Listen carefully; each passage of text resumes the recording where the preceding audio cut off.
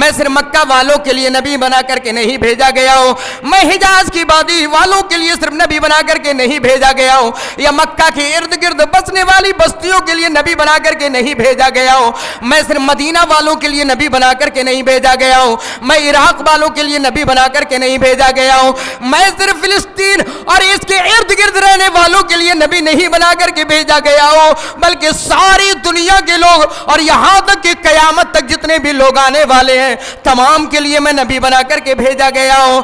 میرے بھائیوں، میرے نبی مکہ کے اندر پیدا ہوتے ہیں لیکن ساری دنیا کے لیے آپ کو نبی بنا کر کے بھیجا جاتا ہے۔ اللہ کے نبی یہودیوں کے بھی نبی ہیں، میرے نبی نصرانیوں کی بھی نبی ہیں، عیسائیوں کی نبی ہے، مسلمانوں میں جتنے بھی فرقے تمام کے تمام اگر کوئی ہے تو میرا نبی جناب محمد رسول اللہ تمام کا تمام لوگوں کا نبی ہے، تمام مانوتا کا، تمام انسانیت کا نبی اگر کوئی ہے تو وہ لاسٹ پروفٹ حضرت محمد رسول اللہ صلی اللہ علیہ وسلم ہے۔ کسی پوچھنے والے نے عبداللہ ابن عمر ابن عاص رضی اللہ تعالیٰ عنہ سے پوچھا، بتاؤ اے عبداللہ، تم نے اپنی زندگی کے اندر سب سے بڑی کوئی تکلیف کا واقعہ دیکھا ہو تو وہ بتاؤ۔ انہوں نے عروہ ابن زبیر رضی اللہ تعالیٰ عنہ اس واقعے کے راوی ہیں، اس حدیث کے راوی ہیں، عبداللہ ابن عمر ابن عاص کہتے ہیں میں نے سب سے بڑا تکلیف دے واقعہ اگر کوئی دیکھا تو یہ دیکھا کہ محمد رسول اللہ سجدے میں پڑے ہوئے ہیں، آپ سجدے میں ہیں اور ظالم نے ایک اونٹ کی اوجڑی لا کر کے محمد رسول اللہ کے اوپر رکھ دی۔ الحمدللہ نحمده ونستعینه ونستغفره ونعوذ باللہ من شرور انفسنا ومن سیئات اعمالنا من يهده الله فلا مضل له ومن يضلل فلا هادي له واشهد ان لا اله الا الله وحده لا شريك له واشهد ان محمدا عبده ورسوله يا ايها الذين امنوا اتقوا الله حق تقاته ولا تموتن إلا وأنتم مسلمون يا أيها الناس اتقوا ربكم الذي خلقكم من نفس واحدة وخلق منها زوجها وبث منهما رجالا كثيرا ونساء واتقوا الله الذي تساءلون به والأرحام إن الله كان عليكم رقيبا يا أيها الذين آمنوا اتقوا الله وقولوا قولا سديدا يصلح لكم أعمالكم ويغفر لكم ذنوبكم ومن يطع الله ورسوله فقد فاز فوزا عظيما أما بعد فإن خير الحديث كتاب الله وخير الهدي هدي محمد صلى الله عليه وسلم وشر الأمور محدثاتها وكل محدثة بدعة وكل بدعة ضلالة وكل ضلالة في النار فأعوذ بالله السميع العليم من الشيطان الرجيم بسم الله الرحمن الرحيم قل يا أيها الناس إني رسول الله إليكم جميعا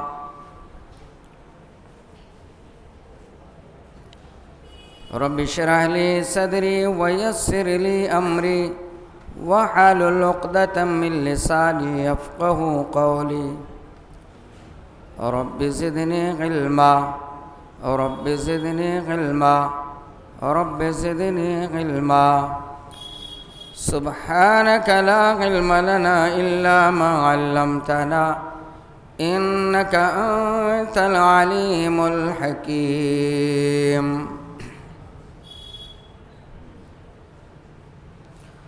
رب ادخلني مدخل صدق واخرجني مخرج صدق واجعل لي من لدنك سلطانا نصيرا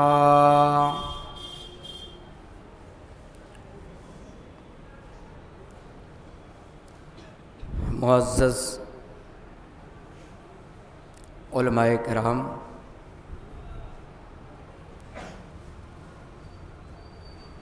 حاضرین مسجد، سامعین اور سامعات، دور دراز سے آئے ہوئے معزز مہمانان اعظام،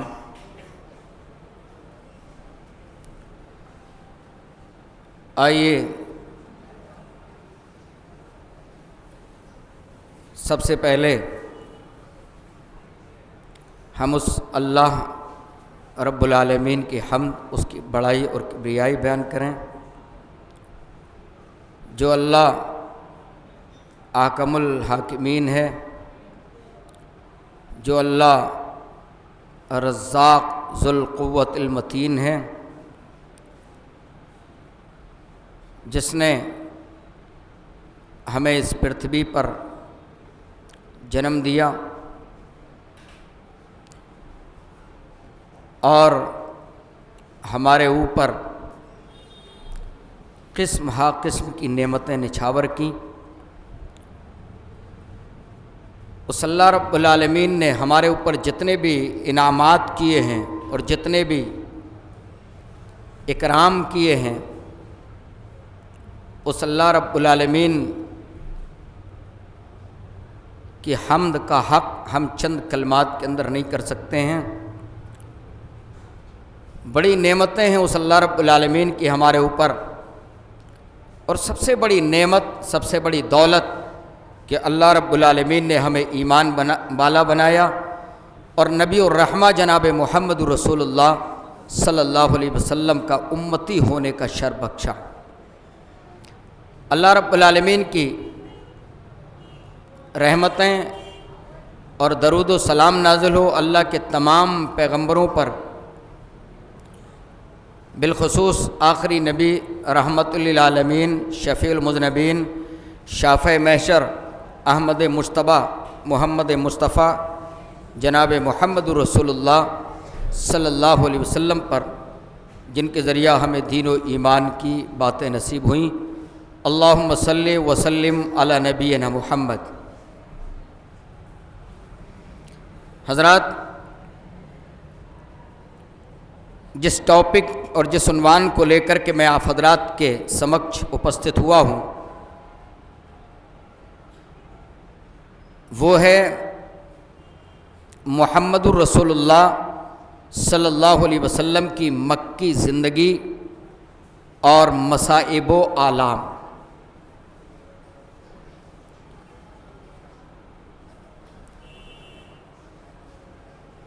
آج ہندوستان کا جو ماحول ہے، یہاں کی عوام بالخصوص مسلمانان ہند جس اضطراب کی کیفیت سے گزر رہے ہیں اور جو آئے دن مختلف حالات پیدا ہو جاتے ہیں، مسلمان بھی چیخ اٹھتا ہے اور ایک کوشچن کھڑا کر دیتا ہے کہ کیا معاملہ ہے، اللہ ہماری مدد کیوں نہیں کر رہا ہے؟ کیا اللہ ہمیں دیکھ نہیں رہا ہے؟ ایسے حالات آ گئے۔ ابھی جب کرونا شروع ہوا تو لوگوں نے کہا مسلمانوں کی بنا پر ہوا ہے، تو مسلمان سوچ رہے تھے کہ اللہ ان کا منہ توڑ کوئی جواب کیوں نہیں دے رہا ہے، ہماری طرف سے اللہ ہماری مدد کیوں نہیں کر رہا؟ کیسے حالات سے گزرنا پڑا۔ میرے بھائیوں، آج اللہ کو ماننا، نبی کو ماننا، ایمان میں انٹری لے لینا، اسلام کے اندر داخل ہو جانا، آج ہم نے بالکل بہت آسان تصور کیا ہوا ہے. اور آسان تصور ہی نہیں بلکہ اس کو ہم نے آسان بنا بھی لیا. ہم وہ کام جو ہمارے لیے بہت آسان لگ رہے ہوں ان کو فٹاک سے لے لیتے ہیں، اور جو مشکل کام ہو اور مشکل آن پڑے تو ہم فوراً کہہ دیتے ہیں ہم اللہ کو مان رہے ہیں، نبی کو مان رہے ہیں، ہماری مدد ہی نہیں ہو رہی ہے. میرے بھائیوں، ہمیں معلوم ہے اللہ رب العالمین نے جب انسانوں کو اس پرتھوی پر بسایا، آباد کیا، تو اللہ رب العالمین نے انسانوں کی زندگی کو آسان بنانے کے لیے ہر طریقے کی مادی چیزوں کا انتظام کر دیا. اور کائنات کی جتنی بھی طاقت اور قوت کی چیزیں تھیں وہ تمام کی تمام چیزیں ہم انسانوں کے لیے مہیا کر دیں، ہمارے حوالے کر دیں تاکہ انسان کی زندگی بڑی آسانی سے گزر سکے. اور اللہ رب العالمین نے صرف کائنات کو ہی ہمارے حوالے نہیں کیا، اللہ نے انسانی زندگی کو قائم رکھنے کے لیے چاند اور سورج کو ہمارے تابع کر دیا، ہوائیں ہمارے لیے بنا دیں. اللہ رب العالمین نے زمین سے شیریں پانی نکال دیا، اللہ رب العالمین نے زمین سے غلہ اگا کر کے ہماری غذا کا انتظام کر دیا. یہ تمام مادی چیزیں ہیں جو اللہ رب العالمین نے ہمارے لیے ہمارے تابع کر رکھی ہیں، اور ہماری زندگی کو آسان بنانے کے لیے اللہ رب العالمین نے یہ تمام چیزیں مہیا کی ہیں. لیکن صرف یہ مادی چیزیں ہی نہیں بلکہ اللہ رب العالمین نے ہماری روحانی غذا کا انتظام بھی کر دیا. وہ کیسے؟ اللہ نے انبیاء کو بھیجا، نبیوں کو بھیجا انسانوں کی رہنمائی کے لیے، جس کی آخری کڑی آخری نبی جناب محمد الرسول اللہ صلی اللہ علیہ وسلم ہے. آخری کڑی ہیں آپ. اور آپ اس سے پہلے جو نبی اللہ بھیجتا تھا، کسی نبی کو کسی علاقے کے لیے، کسی نبی کو کسی خطے کے لیے، کسی نبی کو کسی زمانے میں، الگ الگ ادوار میں اللہ رب العالمین نے مختلف نبیوں کو بھیجا، اور آخر میں محمد الرسول اللہ صلی اللہ علیہ وسلم کو تمام انسانوں کے لیے. نبی اکرم صلی اللہ علیہ وسلم کہاں پیدا ہوئے؟ آپ کو معلوم ہے ہمارے نبی کہاں پیدا ہوئے؟ آپ کو نیند لگی ہو تو ذرا جواب بھی دیتے ہوئے چلیے تاکہ آپ کو نیند نہ لگے. ہمارے نبی کہاں پیدا ہوئے؟ مکہ کے اندر. اتنی دھیری آواز کہ جانکاری نہیں ہے؟ ابھی اگر میں کہہ دوں نو کی اسپیلنگ بتاؤ تو سب بتا دیں گے. ہاں ہم انگلش داں ہیں، ہم تو سب پڑھنا جانتے ہیں. اگر میں کہہ دوں نہیں نو کی اسپیلنگ ہوئی NOW جس کے معنی جاننا، تو ابھی سب کئی اسٹوڈنٹ یہ کھڑے ہو جائیں گے مولوی صاحب آپ کو نہیں معلوم ہے نو کی اسپیلنگ ہوتی KNOW. ابھی سب کھڑے ہو جائیں گے. لیکن میں کہہ رہا ہوں نبی کہاں پیدا ہوئے؟ سب ڈر رہے ہیں. مکہ یاد بھی ہے اندر سے لیکن ڈر رہے ہیں کہ غلط نہ ہو جائے. اس کا مطلب ہماری نالج کمزور ہے، جانکاری گڑبڑ ہے. تو ذرا تھوڑا سا جانکاری بھی لیتے ہوئے چلیے گا. اللہ کے نبی کو اللہ نے کہاں پیدا کیا؟ مکہ کے اندر. لیکن جب نبی بنایا تو کیا مکہ کا نبی بنایا؟ نہیں، سمپور جگت، پوری دنیا کا نبی اللہ کے نبی جناب محمد رسول اللہ صلی اللہ علیہ وسلم کو اللہ نے بنایا. اللہ نے اعلان کرایا قل، اے اللہ کے نبی اعلان کر دیجئے. قل کے معنی ہوتا ہے کہہ دیجئے، فعل امر ہے. قل یا ایھا الناس انی رسول اللہ الیکم جمیعا. اے نبی اعلان کر دیجئے یا ایھا الناس، اے دنیا کے مانوتا، اے دنیا کے تمام انسانوں. یہاں صرف اللہ نے صرف مسلمانوں کو مخاطب نہیں کرایا بلکہ دنیا کے تمام انسانوں کو مخاطب کر کے اللہ کے نبی صلی اللہ علیہ وسلم سے اعلان کرایا. کیا کہلوایا؟ یا ایھا الناس انی رسول اللہ الیکم جمیعا، اے لوگوں میں تمام کے تمام لوگوں تمہاری طرف میں نبی بنا کر کے بھیجا گیا ہوں. میں صرف مکہ والوں کے لیے نبی بنا کر کے نہیں بھیجا گیا ہوں، میں حجاز کی وادی والوں کے لیے صرف نبی بنا کر کے نہیں بھیجا گیا ہوں، یا مکہ کے ارد گرد بسنے والی بستیوں کے لیے نبی بنا کر کے نہیں بھیجا گیا ہوں، میں صرف مدینہ والوں کے لیے نبی بنا کر کے نہیں بھیجا گیا ہوں، میں عراق والوں کے لیے نبی بنا کر کے نہیں بھیجا گیا ہوں، میں صرف فلسطین اور اس کے ارد گرد رہنے والوں کے لیے نبی نہیں بنا کر کے بھیجا گیا ہوں، بلکہ ساری دنیا کے لوگ اور یہاں تک کہ قیامت تک جتنے بھی لوگ آنے والے ہیں تمام کے لیے میں نبی بنا کر کے بھیجا گیا ہوں. میرے بھائیوں، میرے نبی مکہ کے اندر پیدا ہوتے ہیں لیکن ساری دنیا کے لیے آپ کو نبی بنا کر کے بھیجا جاتا ہے. نبی جب بنایا گیا تو آپ کو پوری دنیا والوں کے لیے نبی بنا کر کے بھیجا گیا. آج یہی وجہ ہے کہ آج مسلمان چاہے جتنے بھی دھڑے میں بٹ جائیں، جتنے بھی فرقے اور پارٹیز میں بٹ جائیں، لیکن اگر ان سے پوچھو کہ نبی کو مانتے ہو تو اس کا بچہ بولے گا کہ ہاں میں نبی کو مانتا ہوں. یہ الگ بات ہے. ابھی تقریر ہو رہی تھی کہ ہم مانتے تو سب ہیں لیکن نبی کی کس طرح مانتے ہیں. آپ نے بہت سارے اگزامپلس اور بہت ساری مثالیں اور واقعات آپ نے سنے. ابھی مولانا غفران صاحب سے ایک لمبی اگر مولانا صاحب بولتے تو ایسے پوری رات بولتے چلے جاؤ. میرے بھائیوں، پوزیشن یہی ہے کہ آج نبی کو بچہ مان رہا ہے لیکن نبی کی بات ماننے کی بات آتی ہے تو نکالتے چلے جاؤ. جیسے آج سونا پہاڑ سے نکال کر کے لے آؤ لیکن اس میں سے نکلے گا بہت تھوڑا سا. ابھی کوئی عورت اگر کوئی زیور پہنی ہو اور سونار سے کہو ذرا اس کا سونا نکال کر کے بتاؤ تو بھٹی میں جب وہ جو ہے اس کو تلے گا اور اس کو آگ میں تپائے گا تو سونا خالص بہت کم نکل کر کے آئے گا. میرے بھائیوں، یہ پوزیشن ہم مسلمانوں کی ہے. تو بہرحال مسلمان نبی کو مانتے تو ضرور ہیں گرچہ دعوے کی حیثیت تک ہی کیوں نہ ہو، لیکن نبی پوری دنیا والوں کے لیے ہے، صرف مسلمانوں کے لیے نہیں ہے. اللہ کے نبی یہودیوں کے بھی نبی ہیں، میرے نبی نصرانیوں کی بھی نبی ہیں، عیسائیوں کی نبی ہے. مسلمانوں میں جتنے بھی فرقے تمام کے تمام اگر کوئی ہے تو میرا نبی جناب محمد رسول اللہ تمام کا تمام لوگوں کا نبی ہے، تمام مانوتا کا، تمام انسانیت کا نبی اگر کوئی ہے تو وہ لاسٹ پروفٹ حضرت محمد رسول اللہ صلی اللہ علیہ وسلم ہے. پیدا کہاں ہوئے؟ مکہ کے اندر، لیکن تمام لوگوں کے لیے آپ کو نبی بنا کر کے بھیجا گیا. اب آپ ذرا دیکھیں، آپ کو معلوم ہے نبی اکرم جناب محمد رسول اللہ صلی اللہ علیہ وسلم کی کل زندگی کیلکولیٹ کر جی، پوری زندگی کتنی ہے؟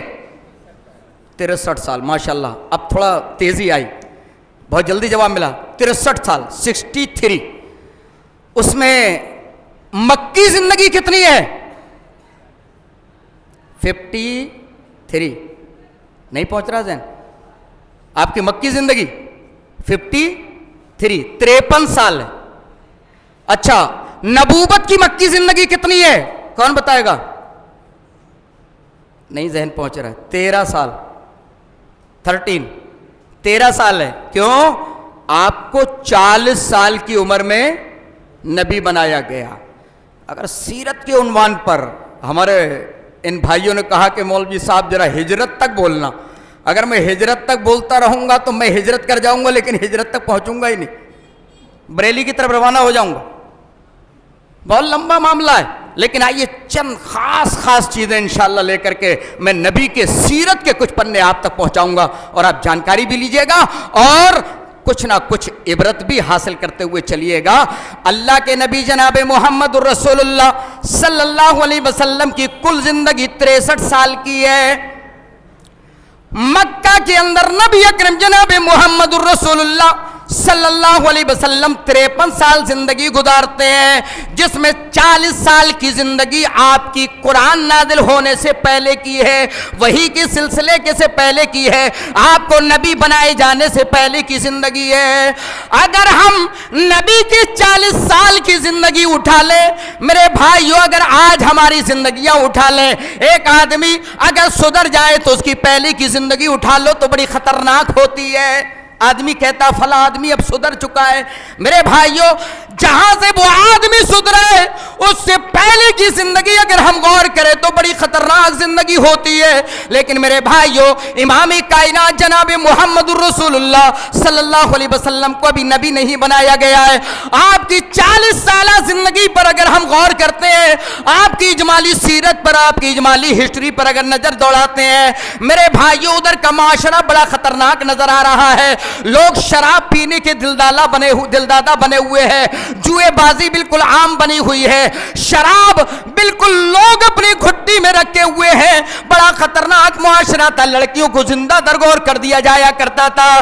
لیکن میرے نبی کی 40 سالہ زندگی اٹھا کر کے دیکھو، امام کائنات نے کبھی ذرہ برابر بھی شراب اپنے لبوں سے نہیں لگائی۔ امام کائنات کی زندگی اٹھا کر کے دیکھو، اس 40 سالہ زندگی کے اندر کبھی آپ گانے بازی کی محفل میں شریک نہیں ہوئے، امام کائنات کہیں جوئے کی محفل میں شریک نہیں ہوئے۔ میرے بھائیو نبی کو ماننے والوں ذرا غور کرو، آج موبائل کی دنیا میں، آج کے سوشل میڈیا کی دنیا میں آج کا یہ نوجوان مکاری پر اترا ہوا ہے، دولت کمانے کے لیے نہ جانے کس کس طریقے کی جوا بازی کے چنگل میں پھنستا چلا جا رہا ہے۔ آج اس کو ہوش نہیں ہے، یہ نبی کو ماننے والا میرے نبی کی تعلیمات کیا ہے، میرے نبی کی سیرت کیا ہے، آج نوجوانوں نہ ہمیں پتا ہے، نہ بڑوں کو پتا ہے، نہ چھوٹوں کو پتا ہے۔ امام کائنات نے اپنے آپ کو جوئے سے بھی دور رکھا، آپ نے بڑی بصیرت کی زندگی گزاری۔ اگر ضرورت پڑی اچھی محفلوں میں امام کائنات شریک ہو جایا کرتے تھے، لیکن بری محفلوں میں کبھی شریک نہیں ہوتے تھے۔ حضرت علی بن طالب رضی اللہ تعالیٰ عنہ روایت کرتے ہیں کہ امام کائنات نے اپنی 40 سالہ زندگی کے اندر صرف 2 مرتبہ ایک غلط محفل میں شریک ہونے کا ارادہ بنایا۔ بڑی خطرناک زندگی ادھر کی، بڑا خطرناک معاشرہ تھا، بڑی خطرناک سوسائٹی تھی، لیکن نبی اکرم جناب محمد رسول اللہ صلی اللہ علیہ وسلم نے اپنے دامن کو تمام برائیوں سے بچا کر کے رکھا۔ اگر معاشرہ بڑا خطرناک ہو، ابھی اتنے لوگ بیٹھے ہوئے ہیں، اگر تھوڑے سے آگے بڑھ کر کے کہیں ناچ گانا شروع ہو جائے تو کتنے لوگ ابھی اٹھ کر کے یہیں سے نکل لیں گے، دیکھیں یار بڑی خطرناک لونڈی آئی ہیں ناچنے والی، ابھی چپکے سے نکل جائیں گے بہت سارے۔ لیکن اتنا خطرناک معاشرہ، حضرت علی رضی اللہ تعالیٰ عنہ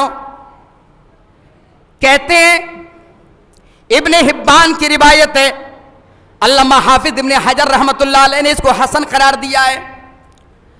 حضرت علی ریکارڈ کرتے ہیں، نبی نے فرمایا جوانی کی عمر میں جب میں 25 سال کا تھا یا اس سے کچھ پہلے کا تھا، میں نے ایک مرتبہ ارادہ بنایا، امام کائنات نبی بنائے جانے سے پہلے بکریاں چرایا کرتے تھے، قریش کا ایک نوجوان بھی بکریاں چرایا کرتا تھا، نبی کا دوست تھا، نبی کا ساتھی تھا۔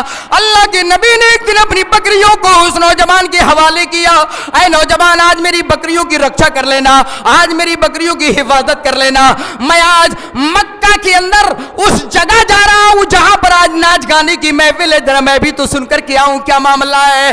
آج بڑی اچھی محفل لگی ہوئی ہے، اللہ کے نبی وہاں سے چلتے ہیں، چلتے چلتے اس مکان کے دروازے پر پہنچ جاتے ہیں جہاں ایک نوجوان کی شادی تھی، جہاں لڑکیوں کو بلایا گیا تھا، ناچ اور گانے کی محفل رچائی گئی تھی۔ امام کائنات وہاں پر پہنچے، ابھی نبی نہیں بنائے گئے ہیں، ابھی 25 سال سے عمر کم ہے، اللہ کے نبی، اللہ اپنے نبی کی حفاظت کر رہا ہے، اللہ اپنے نبی کی حفاظت کر رہا ہے، آپ کو نبوت کے انوسار ڈھال رہا ہے، آپ کو اسی طریقے سے بنا رہا ہے، برائیوں سے بھی حفاظت کر رہا ہے۔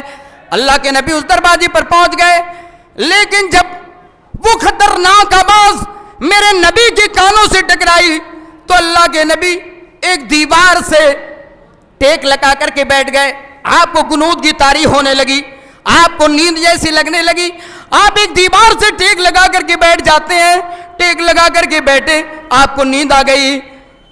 اللہ کے نبی صلی اللہ علیہ وسلم کی جب آنکھ کھلتی ہے, سورج نکل چکا تھا, سورج نکلا, اس کی تمازت سے, اس کی کرنوں سے اللہ کے نبی جناب محمد رسول اللہ کی آنکھ کھلتی ہے. آپ وہاں سے روانہ ہو جاتے ہیں اور اس لڑکے کو اپنا سارا واقعہ سنا دیتے ہیں.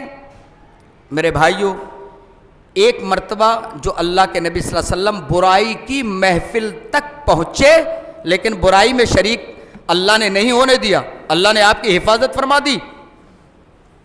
اگر آپ بھی ارادہ صحیح رکھو, اگر آپ برائیوں سے اپنے آپ کو بچاؤ تو اللہ آپ کو توفیق دے گا, لیکن اگر آپ برائیوں کی طرف بھاگو گے تو اللہ آپ کو برائی کی طرف اور بڑھا دے گا.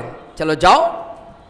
میرے بھائیوں, دوسری مرتبہ دوسری رات اللہ کے نبی نے پھر ارادہ بنایا. ابھی آپ نبی نہیں بنائے گئے, لیکن پھر آپ نے ارادہ بنایا, لیکن سیم واقعہ پھر دوسری رات بھی ہو گیا. رسول اکرم صلی اللہ علیہ وسلم فرماتے ہیں, میں نے اپنی زندگی میں 2 مرتبہ برائی کی محفل کی طرف قدم بڑھایا, لیکن اللہ نے میری حفاظت کی, میں اس میں شریک نہیں ہو پایا. یہ سیرت ہے آپ کے نبی بنائے جانے سے پہلے کی, جو ہمارے لیے اس میں بھی نمونہ ہے. اللہ نے جو سورہ احزاب پارہ نمبر 21 اور سورہ احزاب کی آیت نمبر 21 کے اندر ارشاد فرمایا, لَقَدْ كَانَ لَكُمْ فِي رَسُولِ اللَّهِ أُسْوَةٌ حَسَنَةٌ, اے لوگو تمہارے لیے رسول اکرم جناب محمد الرسول اللہ کی سیرت, آپ کی زندگی اسوہ اور نمونہ ہے. آپ کی 40 سالہ زندگی بھی اسوہ ہے, اور بعد کی زندگی کا تو کوئی کہا ہی نہیں جا سکتا ہے, وہ تو ہمارے لیے بالکل مکمل طور پر آئیڈیل اور نمونہ ہے, بلکہ اس کے مطابق چلنا ہی ہے. لیکن ادھر کی صرف اجمالی سیرت پر میں آپ کو تھوڑا سا لے کر کے چل رہا ہوں. اللہ کے نبی صلی اللہ علیہ وسلم راست باز تھے, آپ سچ بولا کرتے تھے, آپ امانت دار تھے. آپ کی امانت داری کے چرچے مکہ کے لوگوں کے درمیان میں تھے, کفار قریش کے درمیان میں محمد الرسول اللہ صلی اللہ علیہ وسلم کی امانت داری کے چرچے تھے. آپ کو لوگ امین کہتے تھے, آپ کو لوگ صادق کے لقب سے ملقب کیا کرتے تھے. یہ نبی اکرم جناب محمد رسول اللہ صلی اللہ علیہ وسلم کی سیرت, جس کو غیر بھی مانتے تھے, دوسرے لوگ بھی اس کا اعتراف کیا کرتے تھے کہ اللہ کے نبی صلی اللہ علیہ وسلم امین ہیں, اللہ کے نبی صلی اللہ علیہ وسلم صادق ہیں, آپ سچے ہیں. اور یہیں سے تاریخ کو آگے بڑھا دیتے ہیں. حضرت خدیجہ رضی اللہ تعالی عنہا نبی اکرم جناب محمد رسول اللہ صلی اللہ علیہ وسلم کی پہلی بیوی, اور جب تک آپ کا انتقال نہیں ہوا اس وقت تک آپ نے کوئی دوسری شادی نہیں کی. حضرت خدیجہ رضی اللہ تعالی عنہا نے نبی اکرم جناب محمد رسول اللہ صلی اللہ علیہ وسلم کی امانت داری, آپ کی دیانت داری, آپ کی صداقت, آپ کی راست گفتاری کو جب سنا تو آپ نے ایک مرتبہ ایک میسج بھیج دیا, آپ نے ایک پیغام بھیجا کہ اے محمد صلی اللہ علیہ وسلم, آپ میرے سامان کو لے کر کے عالمی منڈی شام کے اندر چلے جائیں. حضرت خدیجہ بڑی مالدار تھیں اور بڑے ہی شریفہ تھیں اور بڑی عزت دار تھیں اور تاجر بھی تھیں, لہذا اپنے سامان کو بہت سارے لوگوں کو دے کر کے بھیجا کرتی تھی, جو منافع ہوتا تھا اس میں ان لوگوں کو حصہ دے دیا کرتی تھی. جب آپ نے دیکھا کہ ایک محمد ہیں جو بڑے دیانت دار ہیں, تو انہوں نے بھیج دیا ایک پیغامبر کو, جاؤ ذرا محمد صلی اللہ علیہ وسلم سے پیشکش کرو کہ وہ میرا سامان لے کر کے شام چلے جائیں. اللہ کے نبی صلی اللہ علیہ وسلم کو جب یہ خبر پہنچی تو آپ نے ایکسیپٹ کر لیا, آپ نے مان لیا.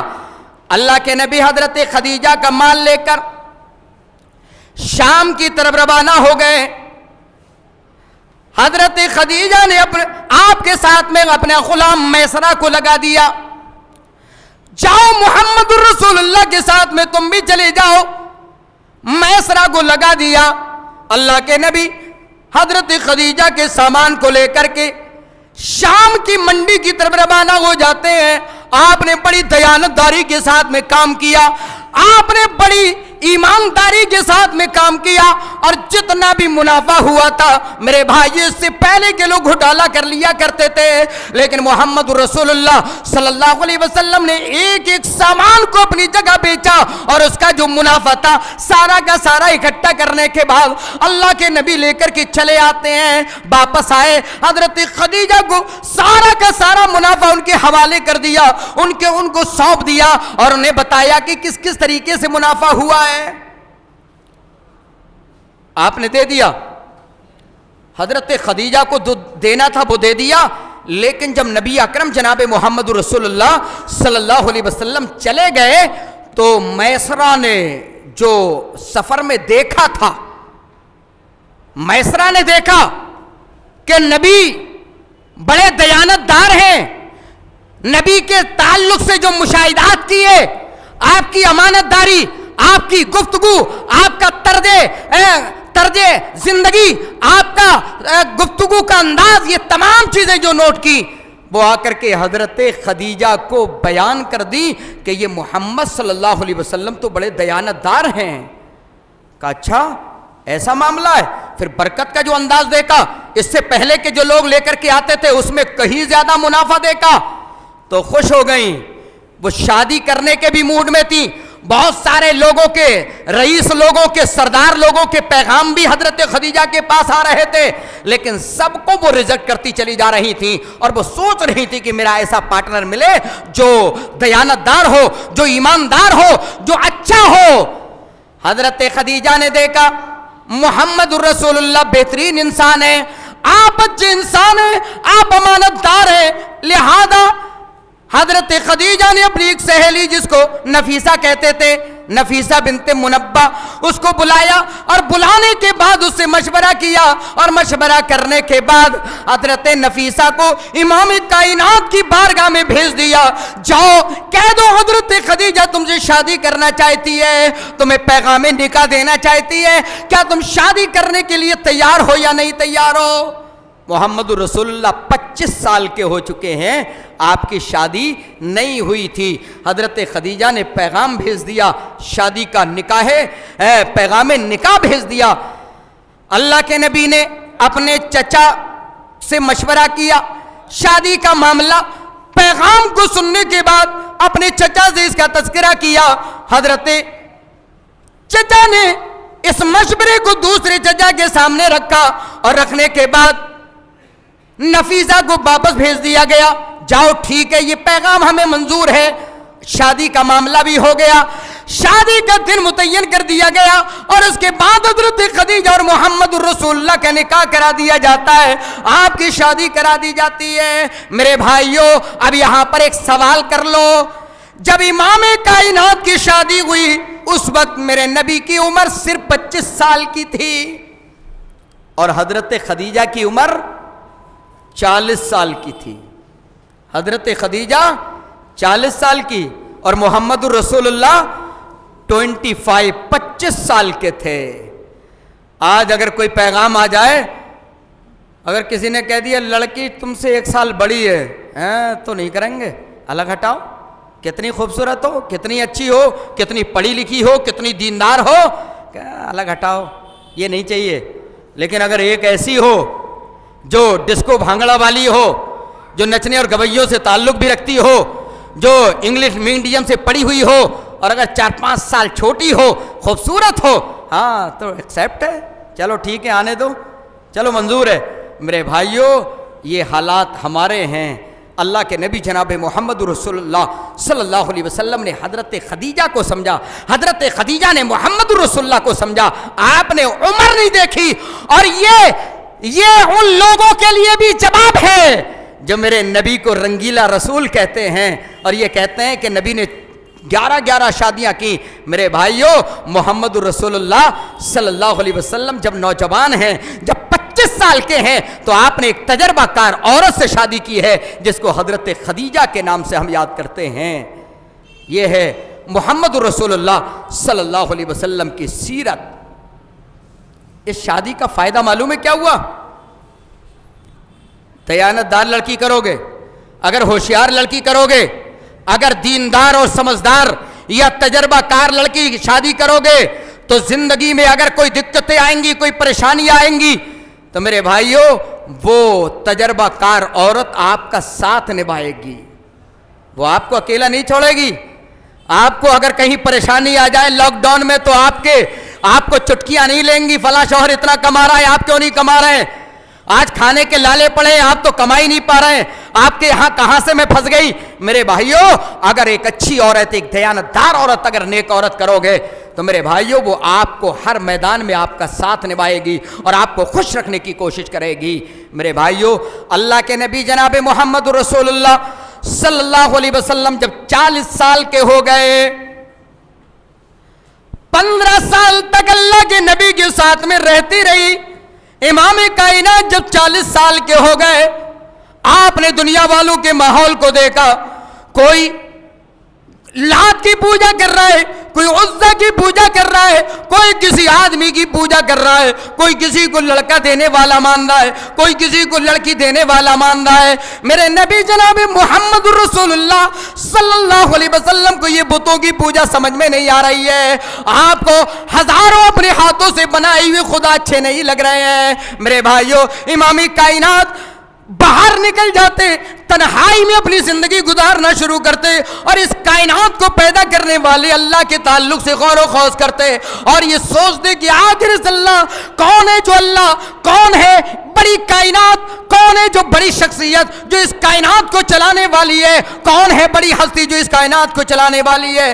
امام کائنات غار حرا کی طرف نکل جاتے اور وہاں پر اللہ کی عبادت میں لگے رہتے، ایک اللہ رب العالمین کے بارے میں سوچتے اور ان ہزاروں معبودوں کو جن کو انسان پوجا کر رہا تھا ان کے بارے میں غور کرتے تھے، یہاں تک کہ جب آپ 40 سال کے ہو گئے تو اچانک ایک دن اللہ کے نبی صلی اللہ علیہ وسلم تنہائی میں خاموشی کے ساتھ غار حرا کے اندر موجود ہیں، اچانک ایک فرشتہ آ جاتا ہے۔ فرشتہ آیا، فرشتے نے سب سے پہلی آیت کریمہ قرآن کریم کی اللہ رب العالمین نے وحی دے کر کے جو بھیجی، حضرت جبریل محمد الرسول اللہ کے پاس آئے اور آنے کے بعد کہنے لگے اقرا، اے محمد الرسول اللہ صلی اللہ علیہ وسلم پڑھو۔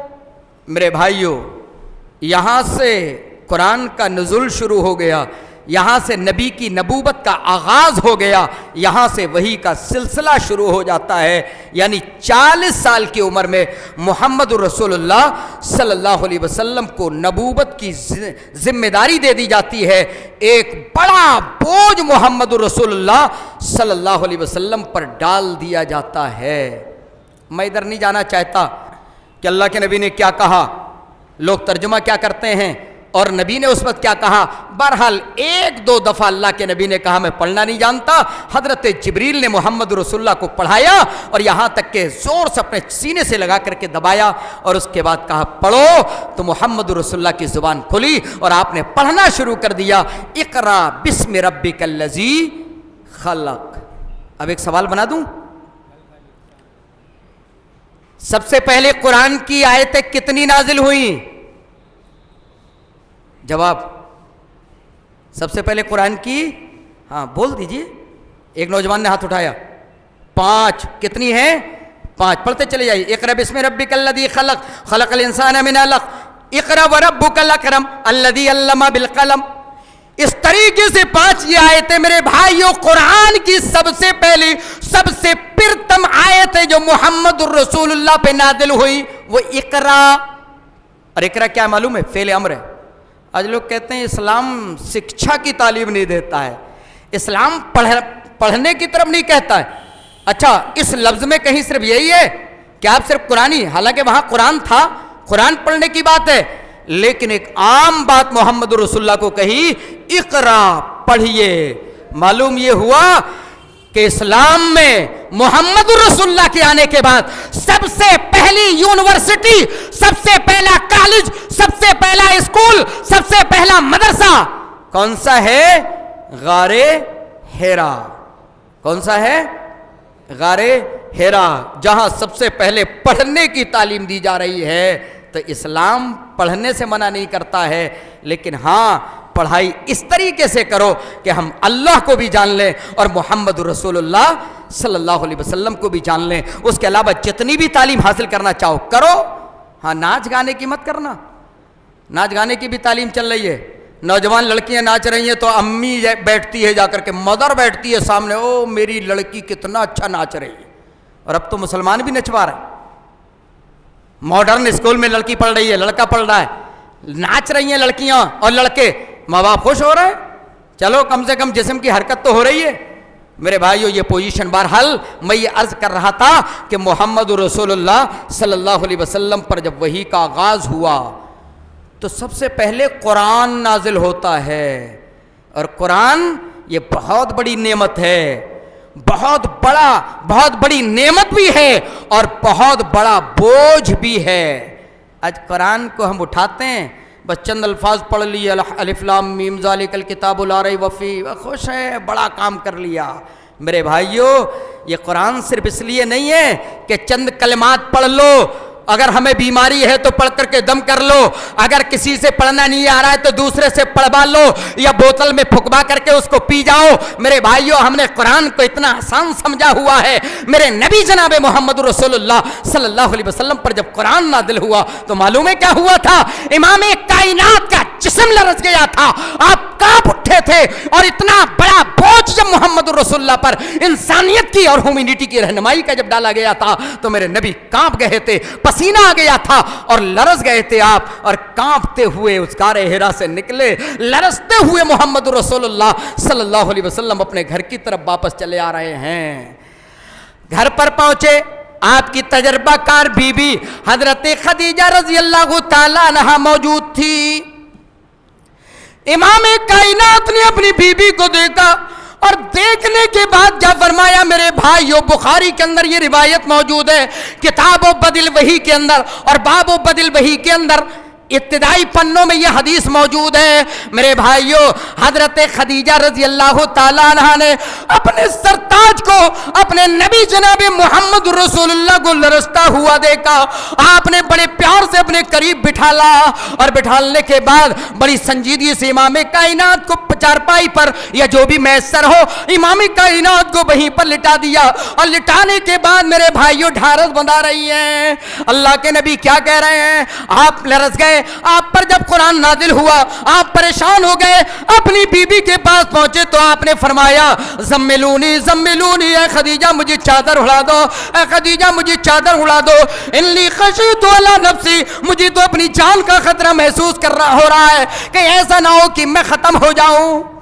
میرے بھائیو آج یہ دین کو ہم نے کتنا آسان سمجھا ہوا ہے, اور دین آسان بھی ہے اگر ہم صحیح طور پر عمل کرنے کے لیے آ جائیں, لیکن میرے بھائیو ہم نے اپنے من کا بنا کر کے اس کو آسان کر رکھا ہے. اللہ کے نبی صلی اللہ علیہ وسلم کو جب لگا کہ انسانوں کی رہنمائی کی ذمہ داری ہے اور قرآن کی آیتیں نازل ہوئی ہیں تو امام کائنات کو پسینہ آ گیا, آپ لرز گئے اور ایسا محسوس ہوا کہ شاید اب میری روح اب اس جسم کے اندر باقی نہیں بچے گی, اب میں چلا جاؤں. آپ کو معلوم ہے اگر کسی کا بلڈ پریشر لو ہو جائے تو آدمی سوچتا اب گئے, جلدی سے جاتا ڈاکٹر صاحب, بھائی صاحب ذرا دیکھو جلدی سے. نہ میں گیا, پسینہ آیا تو آدمی کو لگا گیا. آدمی اگر کہیں ڈر جائے یا نیند میں بڑا خطرناک خواب آ جائے تو ایسا اسے لگتا ہے کہ شاید وہ گیا. میرے بھائیو اللہ کے نبی جناب محمد رسول اللہ صلی اللہ علیہ وسلم پر جب اتنی بڑی ذمہ داری آئی تو آپ پریشان ہو گئے اور اپنی تجربہ کار بی بی کے پاس پلٹے تو آپ نے کیا فرمایا؟ زملونی زملونی, اے حضرت خدیجہ مجھے چادر اڑا دو, اے حضرت خدیجہ مجھے چادر اڑا دو, اس لیے کہ مجھے اپنی جان کا خطرہ لگ رہا ہے. اگر کوئی پریشان ہو کر کے آ جائے تو آج کی بیوی کہے گی تم سے تو کہو کہ مت جاؤ ادھر, تم مانتے بھی کہاں ہو. اگر ایک آدمی بائک سے گر جاتا ہے, ہر وقت بائک چلانے کی پڑی رہتی ہے, منع کرو تب بھی نہیں جاتے ہیں, لو جاؤ اور پریشان ہو. ایسے کہے گی, یہ نہیں کہے گی پیار سے بٹھائے, پیار اور محبت کے ہاتھ اس کے اوپر رکھ دے. میرے بھائیو میاں اور بیوی کا رشتہ اگر نبی کی سیرت اور آگے پڑھیں گے تو بڑی محبت کا رشتہ ہے, اور قرآن نے یہ سکون کا رشتہ قرار دیا ہے. لتسکنوا الیہا, یہ شادیاں اس لیے کی جاتی ہیں تاکہ ایک دوسرے سے سکون حاصل کریں. میرے بھائیو اگر شوہر پریشان ہے تو بیوی کو ڈھارس بنانا چاہیے، اور اگر بیوی پریشان ہے تو شوہر کو ڈھارس بنانا چاہیے۔ یہ دونوں ایک دوسرے کے لیے غم گسار ہونا چاہیے، ایک دوسرے کے خیر خواہ ہونا چاہیے۔ بہرحال اللہ کے نبی جناب محمد رسول اللہ صلی اللہ علیہ وسلم جب گھر پہنچتے، آپ نے جب اپنا معاملہ، اپنا قضیہ بتایا تو حضرت خدیجہ نے ڈھارس بندھایا، اور میرے بھائیوں جو گواہی دی، جو الفاظ کہے، بڑے اچھے الفاظ، اور جو پہلے کی جو میں نے سیرت آپ کو بتائی ہے، اس سیرت کے پنے حضرت خدیجہ رضی اللہ تعالی عنہا نے محمد رسول اللہ کے سامنے رکھنا شروع کر دیے۔ کیا فرمایا؟ کلا واللہ لا یخزیک اللہ ابدا، کلا ہرگز نہیں، واللہ لا یخزیک اللہ ابدا، اے محمد صلی اللہ علیہ وسلم، اللہ آپ کو ہرگز رسوا نہیں کرے گا، اللہ آپ کو ہرگز ہلاک نہیں کرے گا، اللہ آپ کو ہرگز برباد نہیں کرے گا، اللہ آپ کو ہرگز ڈسٹرائے نہیں کرے گا، ہرگز آپ کو تباہ نہیں کرے گا، آپ کو ڈرنے کی ضرورت نہیں ہے۔ بیوی کے اتنے اچھے جملے، اور آگے کیا فرمایا؟ واللہ انک لتصل الرحمہ، خدا کی قسم، بخاری کے الفاظ ہیں، امام بخاری رحمت اللہ علیہ نے اس روایت کو، حضرت خدیجہ کے ان کلمات کو اپنی کتاب کے اندر نوٹ کیا ہے۔ حضرت خدیجہ نے فرمایا، اے محمد صلی اللہ علیہ وسلم، انک لتصل الرحمہ، آپ تو رشتہ داریوں کو جوڑتے ہیں، آپ تو رشتہ داریوں کو ملاتے ہیں۔ کیا ہے یہ؟ ہومینٹی ہے۔ کیا ہے یہ؟ انسانیت ہے۔ آج کہتے ہیں لوگ نہیں، دھرم کیا چیز ہے؟ اصل انسانیت ہونی چاہیے۔ میرے بھائیوں، چلو اسلام تو سب سے بہترین اور سب سے بیسٹ اور بیٹر دین ہے، لیکن اگر سب تمام دھرموں کو، تمام مذاہب کو اگر الگ ہٹا دیا جائے، میرے بھائیوں یہ دنیا ایسے کر کے ٹکرا کر کے مر جائے گی۔ صرف اسلامی چھوڑو، اگر کوئی دوسرے دھرم کا بھی کو بھی فالو کرنے والا ہے تو وہ کہیں نہ کہیں باغ ڈور میں بندھا ہوا ہے، ورنہ اگر سب سارے دھرموں سے آزاد ہو جائیں تو انسانیت تو ایٹومیٹکلی ختم ہو جائے گی، ختم ہو جائے گی سب۔ جب کسی کو کوئی ڈر ہی نہیں ہے، بتائیے ایک مسلمان کو ڈر ہے کہ اگر میں کسی کی چوری کروں گا تو کل قیامت کے دن مجھے وہ مال دینا پڑے گا، اور اسلامی حکومت میں میرے پہنچے سے ہاتھ کو کاٹ دیا جائے گا۔ کون کہہ رہا ہے؟ دھرم کہہ رہا ہے، اسلام کہہ رہا ہے۔ تو یہ انسانیت کی ڈور میں بندھا رہے گا، کسی کی چوری نہیں کرے گا، کسی کے مال کو ہڑپ نہیں کرے گا، کسی کی خون اور پسینے کی کمائی کو ختم نہیں کرے گا۔ اگر ہندو دھرم کہہ رہا ہے کہ اگر تو کسی کو پریشان کرے گا، اگر اپنی زندگی کو اچھا نہیں گزارے گا تو مرنے کے بعد، تیری مرتیوں کے بعد تو سور یا چھچوندر یا کسی گندے جانور کی شکل میں دنیا میں پیدا ہو جائے گا، تو اسے کچھ نہ کچھ تو ڈر ہے کہ نہیں ہے؟ اگر میں اتیاچار کروں گا، اگر میں لوگوں کے ساتھ میں غلط ویوہار کروں گا، تو میرا دھرم کہتا ہے کہ میں چھچوندر کی شکل میں یا چوہے اور بلی کی شکل میں پیدا کر دیا جاؤں گا۔ کہیں نہ کہیں گرچہ یہ خیال غلط ہے، لیکن دھرم اس سے کہہ رہا ہے تو اس کے سمجھ میں آ رہا ہے کہ ہاں غلط کام نہیں کرنا چاہیے، اور ان سے انسانیت بچی ہوئی ہے۔ تو لوگ کہتے ہیں نہیں، انسانیت اصل دھرم ہے۔ آؤ میرے بھائیوں، جب اللہ کے نبی پریشان ہوئے تو حضرت خدیجہ نے محمد رسول اللہ صلی اللہ علیہ وسلم کے انسانیت کے اور انسانوں کی خدمت کے بہترین نمونے محمد رسول اللہ صلی اللہ علیہ وسلم کے سامنے رکھے۔ کیا فرمایا؟ کلا واللہ لا یخزیک اللہ ابدا، ہرگز نہیں، اللہ آپ کو ہرگز ہلاک اور برباد نہیں کرے گا، آپ کو ہرگز رسوا نہیں کرے گا۔ کیوں؟ اس کا ریزن کیا ہے؟ اس کا سبب کیا ہے؟ انک لتصل الرحمہ، اس لیے کہ آپ تو رشتہ داریوں کو جوڑتے ہیں۔ اور آگے آ جاؤ میری ماں اور بہنوں، اگر تمہاری توجہ کسی اور طرف ہو تو 2 منٹ کے لیے اپنی توجہ کا پورا مرکز میری طرف کر دو، ذرا دھیان سے میری طرف دیکھو، اور اسکرین کی طرف اپنی نظر جما کر میری آواز کی طرف توجہ کر لینا۔ آج میرے بھائیوں، میری ماں اور بہنیں رشتہ داریوں کو کاٹنے میں لگتی ہیں، فلاں کا رشتہ کاٹ دیا، فلاں کے نکاح کا پیغام آیا تو برائیاں کر دی، رشتے توڑوا دیے، رشتے ختم کرا دیے، رشتے ختم کرا دیتے ہیں۔ یہ نبی اکرم جناب محمد رسول اللہ صلی اللہ علیہ وسلم کی سیرت کے بالکل برخلاف ہے. یہ اللہ کے نبی صلی اللہ علیہ وسلم نبی ہونے سے پہلے حضرت خدیجہ ابھی نبی آپ آج ہو رہے ہیں لیکن گواہی دے رہی ہیں کہ آپ تو اس سے پہلے سے ہی لوگوں کے رشتے جوڑتے ہوئے آئے ہیں, اور آپ نے نبی ہونے کے بعد بھی فرما دیا کہ جو رشتے داری کو کاٹتا ہے وہ ہم میں سے نہیں ہے. میرے بھائیوں, رشتے داریوں کو کاٹنا یہ محمد رسول اللہ صلی اللہ علیہ وسلم کی زندگی اور آپ کی سیرت کے برخلاف ہے, یہ نبی کی سیرت کے خلاف ہے. تو کیا فرمایا؟ انک لتصل الرحم, آپ رشتے داریوں کو جوڑتے ہیں, آپ رشتے داریوں کو نبھاتے ہیں. وتصدق الحدیث, اور آپ سچی بات کہتے ہیں, آپ ہمیشہ سچ بولتے ہیں, آپ کبھی بھی جھوٹ نہیں بولتے ہیں, آپ سچ بولتے ہیں, اس لیے اللہ آپ کو ہلاک نہیں کرے گا. امت محمدیہ, اے محمد رسول اللہ کے ماننے والوں, آج جھوٹ بولنا ہمارے رگو ریشے میں گھس گیا ہے, رگو ریشے میں بسا ہوا ہے. اور کہتے کیا ہے مولانا صاحب, اگر آج جھوٹ نہیں بولیں گے تو تجارت چلے گی نہیں.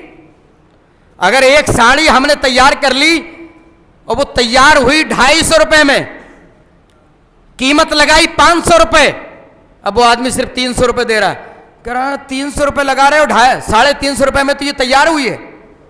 اب وہ کہہ رہا مولانا صاحب اگر میں اس کو یہ بتا دوں کہ 250 روپے میں تیار ہوئی ہے تو 300 سے زیادہ میں لے گا ہی نہیں وہ. تو جیسا ہم نے ذہن بنایا ہے ویسے ہی لوگوں کا ذہن بھی بنا ہوا.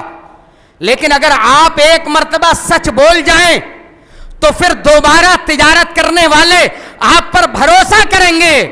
آپ کو معلوم ہے فکسڈ پرائس والی دکانوں پہ لوگ اس لیے جاتے ہیں کہ گرچہ ہو سکتا ہے 50 روپے کا مال مہنگا ملے لیکن غلط نہیں ملے گا اور ہم زیادہ ٹھگے نہیں جائیں گے.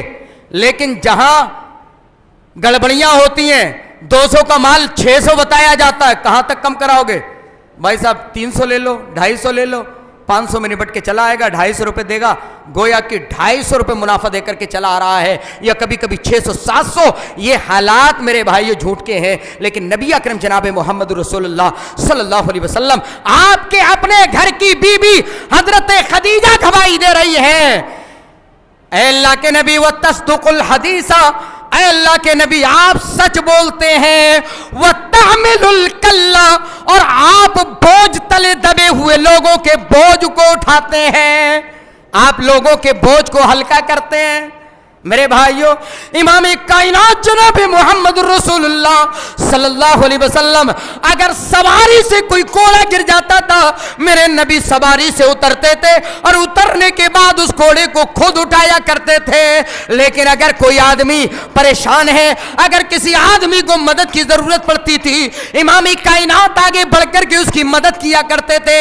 اگر کوئی غربت کے بوجھ تلے دبا ہوا ہے, میرے نبی اس کے بوجھ کو ہلکا کر دیا کرتے تھے.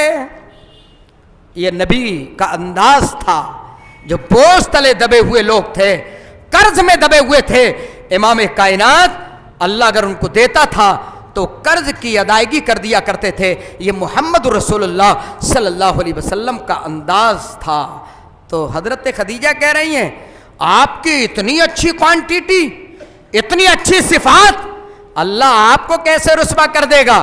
اور صفات گنائی. کیا فرمایا؟ وَتَكْسِبُ الْمَعْدُومَ وَتَقْرِي الضَّيْفَ وَتُعِينُ عَلَى نَوَائِبِ الْحَقِّ.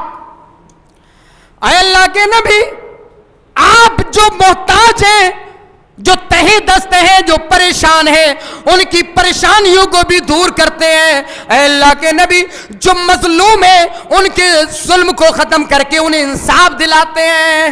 اے اللہ کے نبی, جس انسان کی اتنی خوبیاں ہو, جس کے اندر اتنی اچھائیاں ہو, جن کے اندر اتنی کوالٹی ہو, جس کے اندر اتنی کوانٹیز ہو, میرے بھائیو الحضرت خدیجہ کہتی ہے اے اللہ کے نبی, اللہ اس کو ہرگز ہلاک نہیں کرے گا, اللہ ہرگز اس کو برباد نہیں کرے گا. حضرت خدیجہ رضی اللہ تعالی عنہا نے نبی اکرم جناب محمد رسول اللہ صلی اللہ علیہ وسلم کو ڈھارس بندھائی. آپ نبی ہو گئے. آپ کی نبی ہونے کے بعد آپ کی ذمہ داری بڑھ گئی کہ اب آپ لوگوں تک اللہ کا پیغام پہنچائیں, لوگوں کو بتائیں کہ اللہ کیا ہے, اللہ ہے کہاں, ہمیں کرنا کیا ہے, ہماری پیدائش کا ٹارگیٹ کیا ہے, ہمارے دنیا میں آنے کا مقصد کیا ہے. اللہ کے نبی جناب محمد رسول اللہ صلی اللہ علیہ وسلم یہ تمام چیزیں بتائیں. اب آپ پر یہ رسپانسبلٹی آ گئی, آپ پر یہ ذمہ داری آ گئی. اب ذرا یہاں سے میں کمپیریزن کرا کر کے چلوں. یہاں سے پہلے نبی کو لوگ صادق بھی کہہ رہے ہیں, نبی کی عزت بھی کر رہے ہیں, آپ کی توقیر بھی کر رہے ہیں, آپ کو راست بات اور صادق بھی مان رہے ہیں, آپ کو امین اور امانت دار بھی تسلیم کر رہے ہیں. اور فیصلے کرانے کی ضرورت پڑ رہی تھی تو نبی سے کرا رہے تھے. حجر اسود میں پتھر رکھنے کی ضرورت پڑی تھی اور لوگوں میں اختلاف ہوا تھا تو محمد رسول اللہ سے نبی ہونے سے پہلے آپ سے انصاف کرایا گیا تھا, آپ سے فیصلہ کرایا گیا تھا. لیکن جب آپ نبی ہو گئے تو نبی ہونے کے بعد معاملہ پلٹ گیا. ابھی باہر نکل کر کے جاؤ, ہماری دوستی ہے کسی اچھے خاصے انسان سے, لیکن وہ ہمارے جیسا عقیدہ نہیں رکھتا ہے, ہمارے ہم خیال نہیں ہے.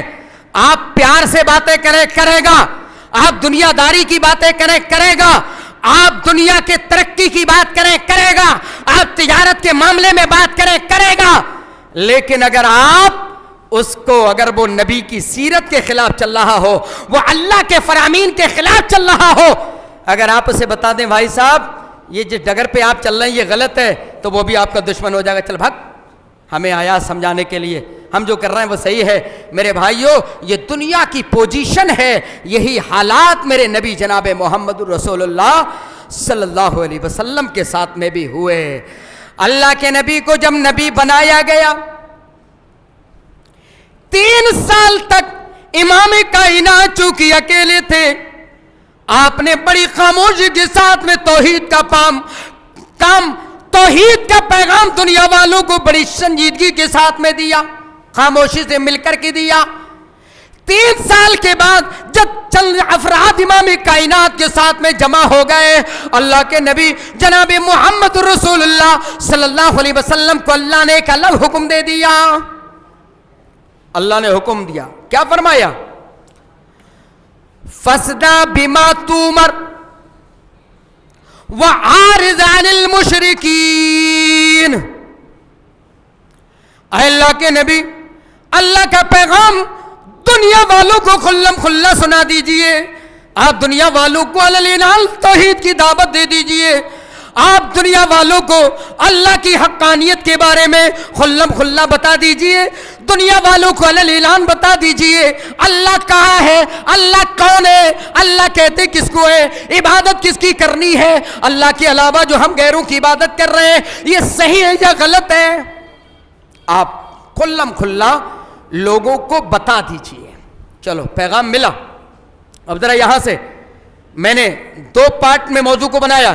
ایک رسول اللہ کی مکی زندگی, نبوت سے پہلے کوئی اختلاف نہیں, نبی کوئی پیغام نہیں دے رہے ہیں, اپنا پریکٹیکل عمل کرتے ہوئے جا رہے ہیں. لوگ خوش ہیں, آپ کو امین مان رہے ہیں, آپ کو صادق مان رہے ہیں. لیکن مکی زندگی کے اندر جب آپ نے نبوت کا اعلان کیا, لوگوں کو حق بتانا شروع کیا, تو پھر کیا ہوتا ہے آئیے ذرا دیکھتے ہیں. مکی زندگی کے اندر آلام اور مصائب اور آلام, پریشانیاں, دقتیں کیوں آئیں؟ بھئی آپ تو محبت کرتے ہیں نا, آپ تو محمد رسول اللہ کو جانتے تھے, آپ محمد رسول اللہ کو مانتے ہیں, ایک بہترین خاندان سے ہیں, بہترین قبیلے سے ہیں, امین ہیں, صادق ہیں. لیکن ہوا کیا؟ اللہ نے جب اعلان کیا, اے اللہ کے نبی اعلان کر دیجئے کھلم کھلا. اللہ کے نبی ایک دن ایک پہاڑ پر, صفا کے پہاڑ پر چڑھ گئے. آپ پہاڑ پر چڑھنے کے بعد آپ نے اعلان کیا, اے قریش کے لوگوں, یا سبا یا بنی ہاشم. اللہ کے نبی نے الگ الگ خاندان کو پکارا, पहाड़ पर चढ़ करके पुकारा। मेरे भाइयों, ये माइक्रोफोन का दौर नहीं था, ये लाउड स्पीकर और सोशल मीडिया या प्रिंट और इलेक्ट्रॉनिक मीडिया का दौर नहीं था। अल्लाह के नबी यहां से एक मैसेज कर देते और लोगों को पता चल जाता। अल्लाह के नबी ने पहाड़ी पर चढ़ करके लोगों को सुबह सुबह बुलाया, लोगों को बुलाया। अल्लाह के नबी ने ऐलान किया, आए लोगों, मेरी बात सुनने के लिए आ जाओ।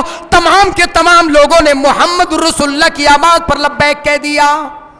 लब्बैक का मोहम्मद बुला रहे हैं सल्लल्लाहु अलैहि वसल्लम। वो नबी मानते ही नहीं थे, अभी नबी हुए 3 साल तक आप खामोशी से दावत देते रहे। जिनको मालूम होता गया, कुछ लोग मानते गए, कुछ लोग अंदर खाना मोहम्मद रसूलुल्लाह की मुखालफत करते रहे। लेकिन जब नबी मैदान में आए और पहाड़ पर चढ़ करके आपने बुलाया तो क्या फरमाया, या अय्युहन्नास क़ूलू ला इलाहा इल्लल्लाह तुफ़्लिहू तमलिकुल अरब वल अजम। ऐ लोगों, अपनी जुबान से ला इलाहा इल्लल्लाह कह दो, कामयाब हो जाओगे। मेरे भाइयों, जरा उससे पहले की थोड़ी सी तफसील मैं आपको बता दूं। अल्लाह के नबी ने तमाम मक्का के लोगों को बुलाया, तमाम लोग हाजिर हो गए। जो हाजिर नहीं हो सकता था उसने अपना एक कासिद भेज दिया, जाओ मोहम्मद रसूलुल्लाह की बात सुन के आओ। चला गया वो, सारे लोग जमा हो गए। अल्लाह के नबी पहाड़ी पर खड़े हैं, सारे लोग नीचे बैठे हुए हैं। इमाम कायनात ने पहले डराया, आपने फरमाया लोगों बताओ, अगर मैं ही कहूं कि इस पहाड़ के पीछे एक लश्कर छुपा हुआ है, घुड़दौड़ सवारों का एक दस्ता छुपा हुआ है जो तुम्हारे ऊपर हमला होने वाला है, हमलावर होने वाला है, जो तुम्हें तह तह कर देना चाहता है, जो तुम्हारे ऊपर हमला कर देना चाहता है, जो तुमसे लड़ाई और दंगा करना चाहता है, तो बताओ क्या तुम मेरी बात तस्लीम करोगे या नहीं करोगे? मेरी बात को मानोगे या नहीं मानोगे? कहा मोहम्मद सल्लल्लाहु अलैहि वसल्लम, हमने कभी आपको झूठ बोलते हुए देखा ही नहीं है, तो क्यों नहीं मानेंगे? बुखारी शरीफ के अल्फाज हैं, बुखारी हदीस नंबर 7440 नंबर की हदीस है। कहते हैं अल्लाह के नबी ने जब ये कहा, लोगों बताओ इस पहाड़ी के पीछे एक लश्कर है जो तुम्हारे ऊपर हमला आवर होने वाला है, बताओ मेरी बात मानोगे या नहीं मानोगे? क्या कहा उन्होंने? मा जर्रबना अलैका इल्ला बिस्सिद्क़। ऐ मोहम्मद सल्लल्लाहु अलैहि वसल्लम, एक सवाल ले लेते हैं फिर यहां, सबसे बड़ा बखील कौन है? सबसे बड़ा बखील कौन है? जवाब, जो आज पटाखे ना फोड़े वो, ऐसा नहीं, जो मोहम्मद रसूलुल्लाह सल्लल्लाहु अलैहि वसल्लम पर नबी का नाम सुनने के बाद दरूद ना पढ़े, वो क्या है? सबसे बड़ा वकील है। अल्लाह के नबी सल्लल्लाहु अलैहि वसल्लम ने फरमाया, जो मेरा नाम सुने और नाम सुनने के बाद दरूद ना पढ़े वो सबसे बड़ा वकील है। अब अगर मैं पूरा दरूद बार बार आपको पढ़ाऊं, चलो पढ़ लो। अल्लाहुम्मा सल्ली अला मुहम्मदिन व अला आलि मुहम्मद कमा सल्लैता अला इब्राहीम व अला आलि इब्राहीम इन्नका हमीदुम मजीद। अल्लाहुम्मा बारिक अला मुहम्मदिन व अला आलि मुहम्मद कमा बारकता अला इब्राहीम व अला आलि इब्राहीम इन्नका हमीदुम मजीद। इतना बड़ा दरूद बार बार पढ़ूंगा तो कितना टाइम लगेगा? तो पूरा घंटा इसी में ख़त्म हो जाएगा। तो फिर क्या करेंगे? आप सल्लल्लाहु अलैहि वसल्लम पढ़ते रहिए। आप खो जाते हैं, लहरे में चले जाते हैं आप। नहीं, दरूद पढ़िए, जब भी नबी का नाम आए सल्लल्लाहु अलैहि वसल्लम पढ़ते रहिए, आपको नींद भी नहीं लगेगी, आपको सवाब भी मिलेगा, मजलिस में हाजिर होने का आपको फ़ायदा भी मिलेगा, और मोहम्मद रसूलुल्लाह सल्लल्लाहु अलैहि वसल्लम के फरमान के मुताबिक आप कंजूसी से भी निकल जाएंगे। तो दरूद पढ़ते रहिए। तो उन्होंने क्या कहा? मोहम्मद, मैं उन्हीं की भाषा नोट कर रहा हूँ, आप सल्लल्लाहु अलैहि वसल्लम कह लिया करें। उन्होंने कहा मोहम्मद, हमने तो आज से पहले तजर्बा ही नहीं किया है कि आपने कभी झूठ बोला हो। अगर आज आप बता रहे पीछे से कोई लश्कर हमला आवर होने वाला है, हम आपकी बात को मानेंगे, हम आपकी बात को तस्लीम करेंगे और हम इसके लिए तैयारी भी करेंगे। कहा अच्छा सही है, तैयारी करोगे? अल्लाह के नबी ने जुबान खोली, आपने फरमाया या अय्युहन्नास क़ूलू ला इलाहा इल्लल्लाह तुफ़्लिहू। ऐ लोगों, अपनी जुबान से ला इलाहा इल्लल्लाह कह दो, तुफ़्लिहू, तुम कामयाब हो जाओगे। तमलिकुल अरब वल अजम, तुम अरब के भी मालिक हो जाओगे और अजम के भी मालिक हो जाओगे। सारी दुनिया पर तुम्हारा तसल्लुत होगा, सारी दुनिया पर तुम्हारी हुक्मरानी हो जाएगी। लेकिन शर्त यह है कि तुम अल्लाह रब्बुल आलमीन को मान लो, एक अल्लाह रब्बुल आलमीन का इतराफ कर लो, ला इलाहा इल्लल्लाह, ये इतराफ कर लो, ला इलाहा इल्लल्लाह, अल्लाह के सिवा कोई भी माबूद बरहक नहीं है, अल्लाह के सिवा कोई भी पूजा के लायक नहीं है, इल्लल्लाह, मगर अल्लाह। इतनी बात मान लो। कोई दौलत मांगी थी, कोई पैसे मांगे थे, कोई और सवारी वगैरह मांगी थी? कुछ नहीं मांगा था। सिर्फ एक अल्लाह से जो लोग रूठे हुए थे, एक अल्लाह को जो भूले हुए थे, उन्हें एक अल्लाह की तरफ दावत दी। क्या हुआ? सारे मजमे पर सन्नाटा छाया हुआ है, सारे लोग खामोश हैं। आज मोहम्मद ने ये नया पैगाम क्यों दे दिया? आज मोहम्मद ने ये क्या सुना दिया? मैं आपके होंठ हिलते हुए तो नहीं देख रहा हूं, अभी मैंने बताया फिर भूल गया। करते रहिए, सल्लल्लाहु अलैहि वसल्लम पढ़ते रहिए, वरना मैं फिर ऐसे बुलवाता रहूंगा बीच बीच में। आप अब सो जाते हैं लग रहा है, या कहीं खो जाते हैं, तो सल्लल्लाहु अलैहि वसल्लम पढ़ते रहे आप। कहे मोहम्मद ये कौन सा पैगाम आपने सुनाया? सारे लोग दिल में सोच रहे हैं, खामोश बैठे हुए हैं। चचा अबू लहब मैदान में से, अवाम में से, पब्लिक में से खड़ा हो जाता है। मेरे भाइयों, मोहम्मद रसूलुल्लाह को सताने का पहला सिलसिला शुरू होता है, इमामी कायनात को गाली देने का पहला सिलसिला शुरू होता है, और कहीं और से नहीं शुरू हुआ, मेरे नबी के अपने घराने से। और खुद वो चचा जो बाप का दर्जा रखता है, जो बाप की कैटेगरी में आता है, वो बाप खड़ा हो जाता है। चचा अबू लहब खड़ा हो गया, क्या कहता है? तब्बल्लका या मोहम्मद अलिहाज़ा जमाअतना, ऐ मोहम्मद तुम्हारे लिए हलाकत हो, ऐ मोहम्मद तुम्हारे लिए बर्बादी हो, अलिहाज़ा जमाअतना, क्या तुमने इसीलिए हमें जमा किया था? क्या इसीलिए तुमने हमें यहाँ पर जमा किया था ताकि हम अपने आबा व अजदाद के दीन से अलग हो जाएं, ताकि हम जो अपने हाथ से खुदा बनाए हैं उन तमाम को छोड़ दें? सारा मजमा खामोश है। चचा ने सबसे पहले गाली दी, भतीजे को सबसे पहले गलत कहा। मेरे भाइयों, ये घर से गाली दी जा रही है, इमाम कायनात के खिलाफ जुबान खोली जा रही है, तो घर से खोली जा रही है। ये मामला जब मोहम्मद रसूलुल्लाह सल्लल्लाहु अलैहि वसल्लम को नबी बना दिया गया, मक्का में हैं, अपने वतन में हैं। आज हिंदुस्तान के अंदर अभी तारीख बताई जा रही थी याहिया खान की। मेरे भाइयों, इस मुल्क को हमने अपने खूने जिगर से सींचा है।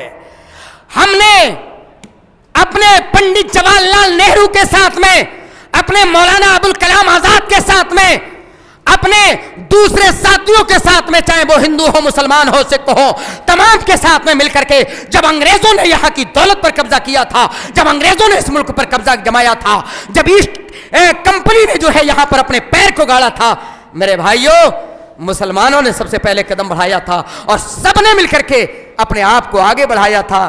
आज मेरे भाइयों, अपने ही इस दयार में लोग हमें अजनबी समझते हैं, आज अपने ही दयार में लोग मुसलमानों को गलत समझते हैं। सारे जहां से अच्छा हिंदू सिता हमारा, इन कलमात को लोग मिटाने की कोशिश करते हैं, हमारी कुर्बानियों को लोग मिटाने की कोशिश करते हैं। लेकिन मेरे भाइयों, ये तारीख अब मिटने वाली नहीं है। मोहम्मद रसूलुल्लाह, मक्का अपना दयार है, अपना घर है, खाने काबा है, अर्ज़े मुक़द्दस है, बेहतरीन ज़मीन है और जाए पैदाइश है। उस धरती के अंदर मोहम्मद रसूलुल्लाह सल्लल्लाहु अलैहि वसल्लम ने जब तौहीद का पैगाम दिया, तो वो लोग जो नबी के घराने के थे, नबी के ख़ानदान के थे, नबी के ख़ानदान से थे, नबी के घराने के थे, आपके चचा थे, सबसे पहले गाली कोट कर रहे हैं।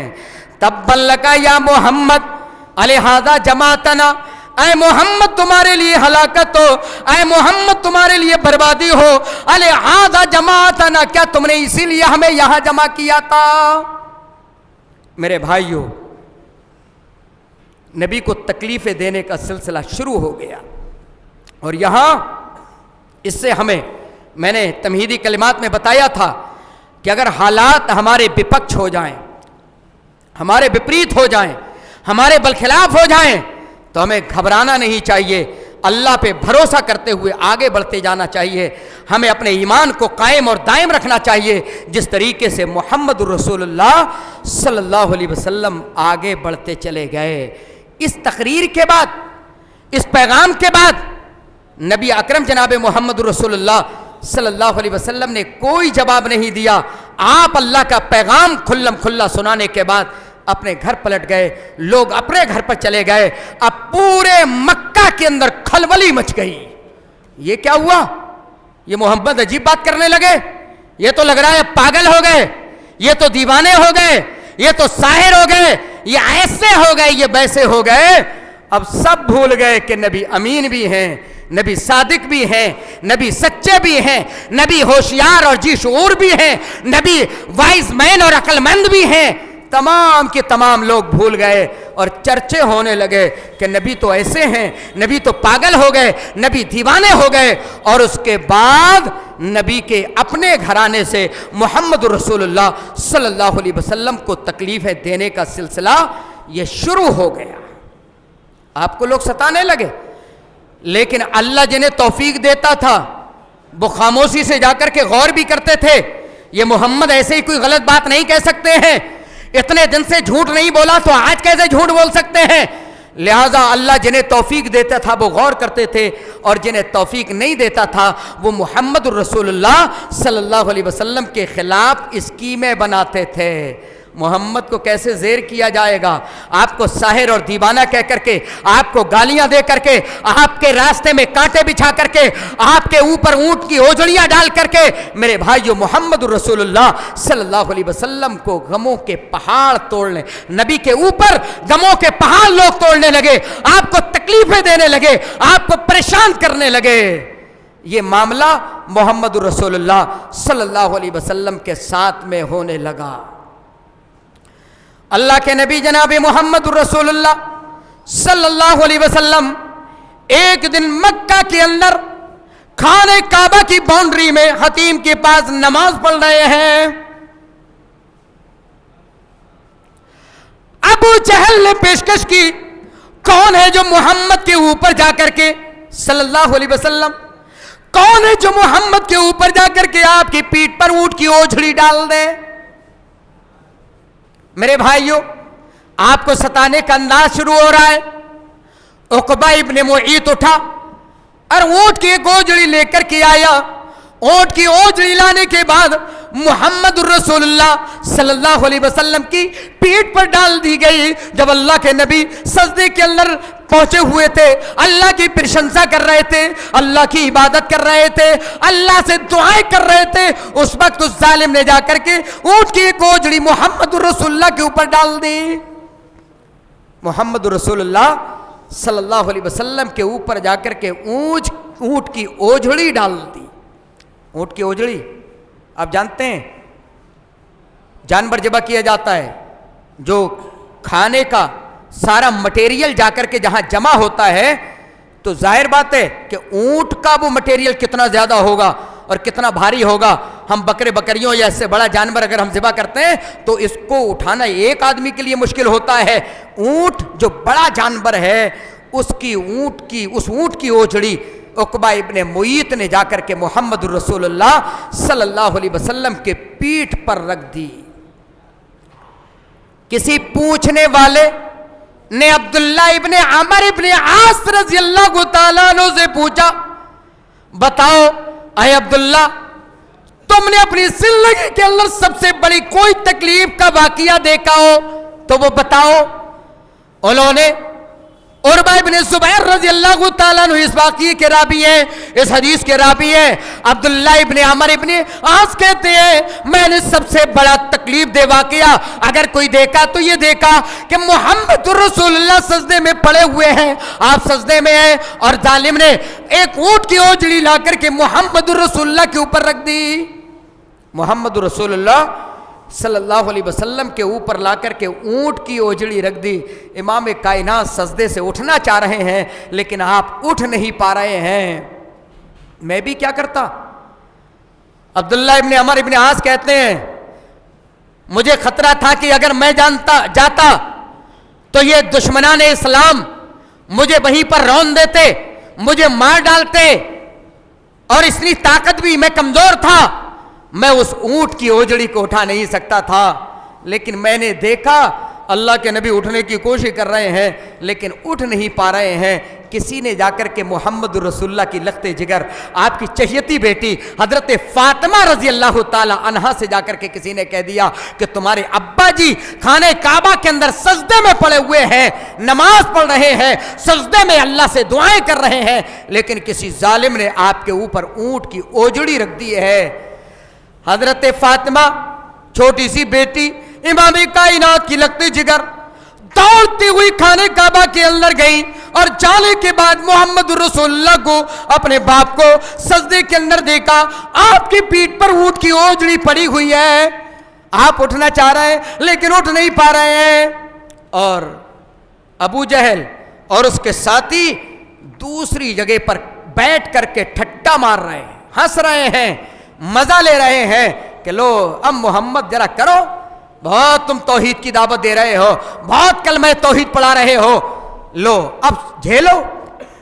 حضرت فاطمہ چھوٹی سی بیٹی امام کائنات کی لگتے جگر دوڑتی ہوئی گئی، اللہ کے نبی جناب محمد رسول اللہ کی پیٹھ پر جو اوجڑی پڑی ہوئی ہے اس اوجڑی کو اپنے چھوٹے سے ہاتھوں سے اٹھانے کی کوشش کر رہی ہیں، اس کو دھیرے دھیرے نیچے گرانے کی کوشش کر رہی ہیں، اور بہت محنت اور مشقت کے بعد اس اوجڑی کو نیچے گرایا، اور حضرت فاطمہ کہہ رہی ہیں اے ظالموں، تم میرے ابا کو ستا رہے ہو، میرے ابا جان نے تمہارا کیا بگاڑا ہے، تمہیں کون سا نقصان دیا ہے؟ میرے ابو صرف اتنا تو کہتے ہیں کہ لوگوں صرف ایک اللہ کو مان لو، ایک اللہ کے سامنے جھکو، ان ہزاروں اپنے ہاتھوں سے بنائے ہوئے خداؤں کے سامنے مت جھکو، صرف اتنا کہہ رہے ہیں۔ تو اتنی بڑی دشمنی کہ میرے باپ میرے ابا کے اوپر تم نے اتنی خطرناک اوجڑی رکھ دی ہے۔